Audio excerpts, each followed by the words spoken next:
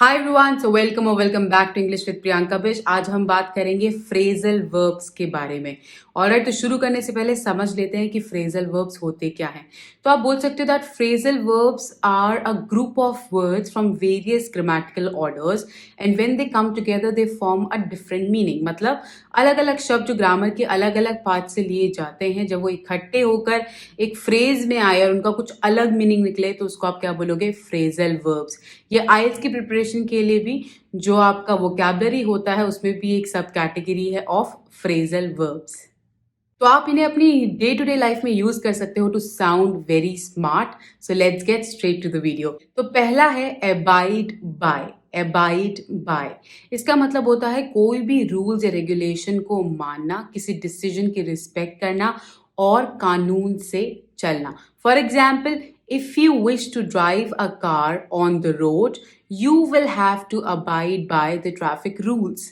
कि अगर आपको रोड पर गाड़ी चलानी है तो आपको ट्रैफिक रूल्स मानने पड़ेंगे, क्योंकि आप एक पब्लिक स्पेस में हैं and it demands a proper code of conduct. Next one, account for.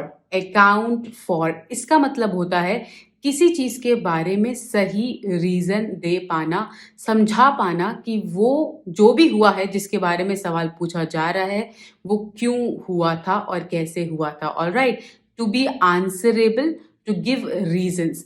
For example, I hope you can account for the delay in the submission of this project. मैं आशा करता हूं कि आप समझा पाओगे कि इस सबमिशन में इतना लेट क्यों हुआ, और मैं मानता हूं कि आपके पास जरूर कोई रीजनेबल वजह होगी इसको देरी में सबमिट करने की। Next one is add up. Add up इसका मतलब होता है टू मेक सेंस और साउंड रीजनेबल, कि जो भी आप कह रहे हो उसको प्रॉपर तरीके से देखा जा सके और वो एक क्रोनोलॉजी में हो, चीजें सही ट्रैजेक्टरी में हो।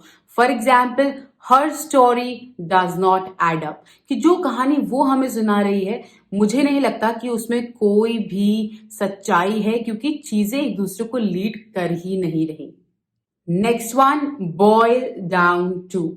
बॉयल डाउन टू इसका मतलब होता है समराइज करना, एक क्रक्स बताना, किसी भी चीज को बहुत शॉर्ट फॉर्म में समझाना किसी चीज को, और उसकी जो मेन बात है उसको कह देना, या जो मेन रीजन था चीजों के होने के पीछे उसे स्पष्ट तरीके से बता देना। For example, it all boils down to you not being consistent in whatever you start, कि सारी प्रॉब्लम का एक ही निष्कर्ष है कि आप अपने जो भी शुरुआत करते हो उसमें कंसिस्टेंट नहीं रहते, रेगुलर नहीं रहते, तभी आपको इतनी प्रॉब्लम फेस करनी पड़ती है। Next one, bail out. Bail out तो इसके दो मीनिंग्स हैं। पहला है to release someone from imprisonment by paying money, किसी को जेल से छुड़वाना पैसे देकर, to bail out. Then the next one is किसी को फाइनेंशियल क्राइसिस से, जब पैसों की जो आपको दिक्कत आती है उससे कोई अगर आपको निकाल दे तो आप वहां पे भी बेल आउट वर्ड यूज कर सकते हो।